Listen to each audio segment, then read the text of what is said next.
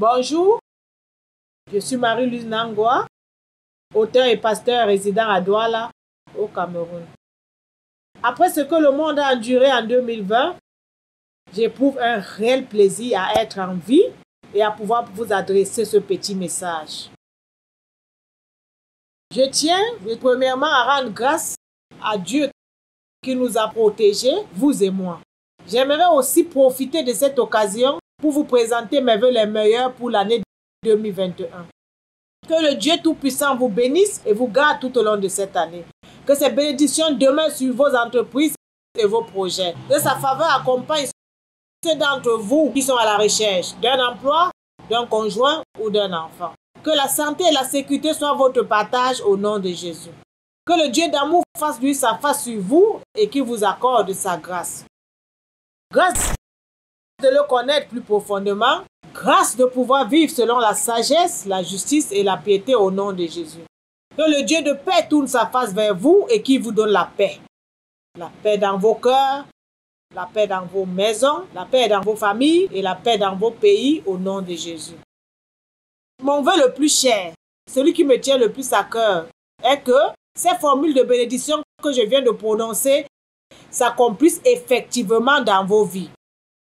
En fait, je ne souhaite pas que ce soit simplement des formules de politesse ou alors des vœux pieux. Pourquoi?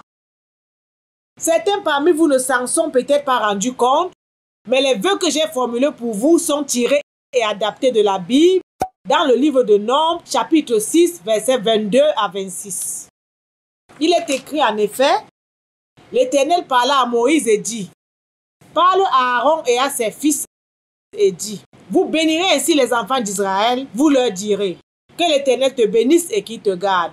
Que l'Éternel fasse lui sa face sur toi et qu'il t'accorde sa grâce. Que l'Éternel tourne sa face vers toi et qu'il te donne la paix. » Dans ce passage, Dieu s'engageait à bénir effectivement ceux sur qui Aaron et ses fils viendraient à prononcer des paroles de bénédiction. Quelques siècles plus tard, Salomon a dit, dans 1 Roi 8 au verset 56, « Béni soit l'Éternel qui a donné du repos à son peuple selon ses promesses. » De toutes les bonnes paroles qu'il avait prononcées par Moïse, son serviteur, aucune n'est restée sans effet. On peut donc considérer sans risque de se tromper que, au temps de Salomon, les bénédictions prononcées par les fils d'Aaron s'étaient accomplies effectivement. Les fils d'Aaron de nos jours sont les serviteurs de Dieu, tels que les pasteurs, les prêtres, évêques, prophètes, évangélistes. On pourrait donc logiquement s'attendre à ce que les bénédictions prononcées par eux connaissent le même succès.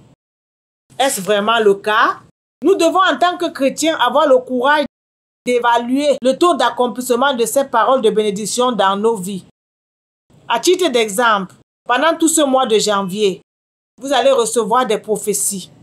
Elles viendront parfois des serviteurs de Dieu sérieux et réellement loin. Mais à mon humble avis, très peu d'entre elles s'accompliront effectivement. Certains parmi vous vont penser, à juste titre, qu'il s'agit de mon avis à moi et que je ne suis pas représentatif de tous les chrétiens. Permettez-moi donc de vous présenter brièvement le résultat d'une enquête menée de mars à mai 2020 auprès de 600 chrétiens camerounais de différentes dénominations.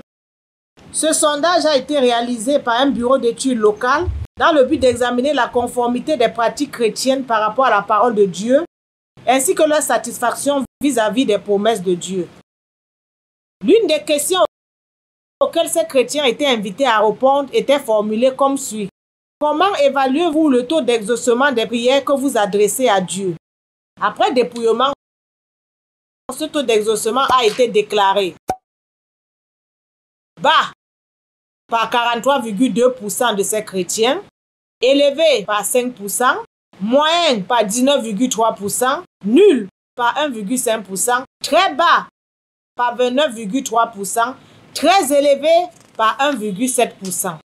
En considérant que d'une part, les choix tels que nul, très bas, bas correspondent à un sentiment d'insatisfaction, par contre, les choix du genre moyen, élevé, très élevé sont le reflet d'un sentiment de satisfaction. Cette étude a conclu que 74% de ces chrétiens ont déclaré le taux d'exaucement de leurs prières non satisfaisant, contre 26% l'ayant trouvé satisfaisant. Une autre question à laquelle ces chrétiens ont été soumis est la suivante. De manière générale, que pensez-vous du taux d'accomplissement des promesses de Dieu, guérison, bénédiction, protection, dans la vie des chrétiens? Après dépouillement, le taux d'accomplissement des promesses a été déclaré bas par 48,7% de ces chrétiens, élevé par 3,8%, moyen par 19,7%, nul par 0,8%, très bas par 24,8%, très élevé par 2%. Ceci a conduit à la conclusion selon laquelle 74,5% de ces chrétiens ont déclaré le taux d'accomplissement des promesses de Dieu dans leur vie non satisfaisant, contre 25,5% l'ayant trouvé satisfaisant. Le résultat de ce sondage confirme que, pour la majorité des chrétiens du Cameroun, le taux d'exécution des formules de bénédiction, pourtant issues de la Bible, est bas. Si je considère les interactions des internautes avec les publications de ma page Facebook Marie-Louise Nangwa, je peux affirmer que la préoccupation relative au non-exaucement des prières est présente chez les chrétiens du monde entier. Pourquoi en est-il ainsi?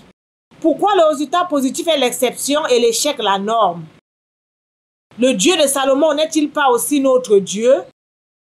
Depuis mon adolescence, je me suis penché sur cette question. Pendant très longtemps, j'ai sondé les Saintes Écritures dans le but de comprendre le mécanisme d'accomplissement des promesses de Dieu. Aujourd'hui, je sais que lorsque cela ne marche pas, la faute n'est pas à Dieu. Aujourd'hui, je sais que le non-exaucement des prières ne s'explique pas uniquement par le péché, le manque de pardon ou le manque de foi. Aujourd'hui, je sais que la cause principale des échecs en délivrance n'est pas le manque de puissance.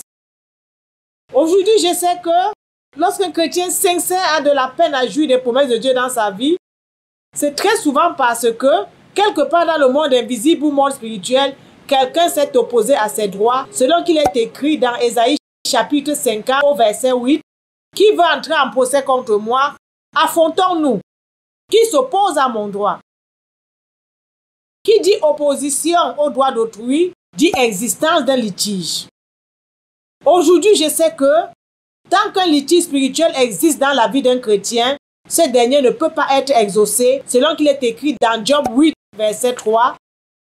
Dieu renverserait-il le droit? Le Tout-Puissant renverserait-il la justice? Voilà pourquoi, dans le souci de donner une chance aux bénédictions que j'ai formulées pour vous au début de cette vidéo, et à toutes les autres que vous recevrez immanquablement en cette période, de la part d'autres serviteurs de Dieu, je vous invite à participer dorénavant à l'émission Dieu serait-il menteur en direct de ma page Facebook Marie-Louise Nangwa. Préparez vos questions et rejoignez-moi tous les dimanches à 16h, heure d'Afrique centrale. Venez découvrir comment régler vos litiges spirituels afin d'améliorer le taux de jouissance des promesses de Dieu dans vos vies en 2021. Vous pouvez essayer d'en savoir plus sur le droit spirituel en vous procurant le livre Échec en délivrance et prière non exaucée, une question de droit plus qu'une affaire de puissance. Bonne année 2021. Que Dieu vous bénisse.